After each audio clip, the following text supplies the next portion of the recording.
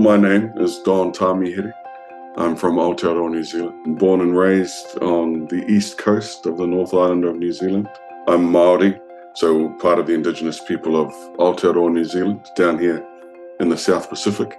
And we are a Polynesian people. When you grow up in these nations, in this ocean, you're surrounded by your own knowledge, epistemology, the cultural assets of your people that have been built up over the many centuries here. Indigenous theology, though, generally speaking, is what I call a first light theology. It's a theology that's interested in first things, first places, first peoples, first encounters with the divine.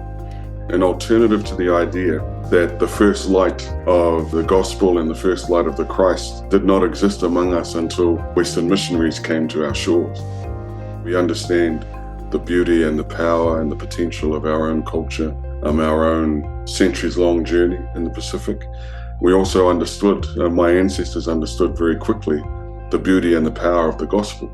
Christianity is not necessarily Western. Jesus was an indigenous child, born and raised by an indigenous family, raised in the lands of his ancestors and raised in the culture of his ancestors. I also understand the fact that Jesus never spoke a word of English, never set foot in a Christian church a single day of his life, and never read a word of the New Testament. So we can separate the message of the gospel, and we should, from the work of empire. And so Christianity, in the hands of the colonizer, became a tool for brutal oppression. And that's inconsistent and irreconcilable.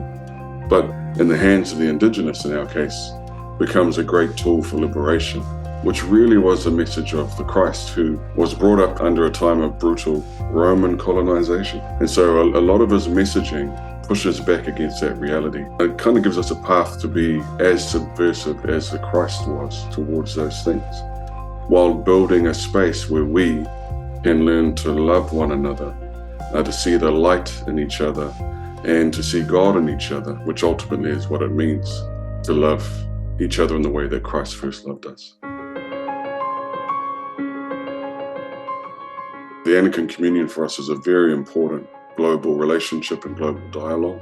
We want to be talking about things that are life-giving, things that bring us together, things that enable us to deal with the challenges of the world and to flourish more fully into our own potential. The idea of human flourishing is very important for us, and that's why we're interested in following the pathways that lead us to like-minded people.